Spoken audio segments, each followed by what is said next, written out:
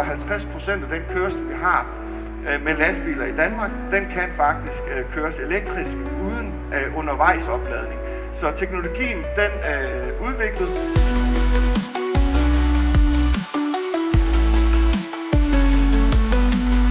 Vi er på Ecom Expo, fordi vi gerne vil være en del af den her fortælling om den grønne omstilling af især den tunge trafik, en tung transport. Det er vigtigt for os som virksomhed at være også eksponeret over for de kunder og have dialog med kunderne. Og der er det at være hovedsponsor her jo rigtig godt i forhold til at komme i øjenhøjde og komme i dialog med de mange aktører i branchen. Ecom Expo, i dag der lever den op til forventningerne. Der er en god summen, og der er en god dialog med kunderne. Det er rigtig interessant at se de andre aktører i branchen, hvad er det de tilbyder. Og så også det her med paneldebatterne. Jeg har selv haft fornøjelsen af at være en del af en debat i dag, og skal også i morgen.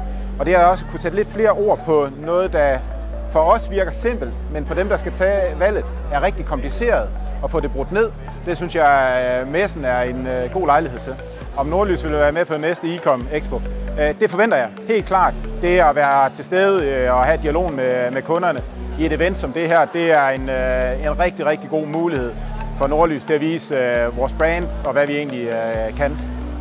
I really wanted to be here. There were discussions with various people who called me saying, "Look, we have this Ecom coming up," and I was really astonished because I haven't seen that anywhere else in Europe or outside actually. And for me that's very interesting to see all these actors that are discussing about EVs, how to optimize the cost, how to optimize the usage. So it's quite unique and really pleased to be here. And you see we also brought a concept vehicle just to make sure that we try to live up to the level of Ecom.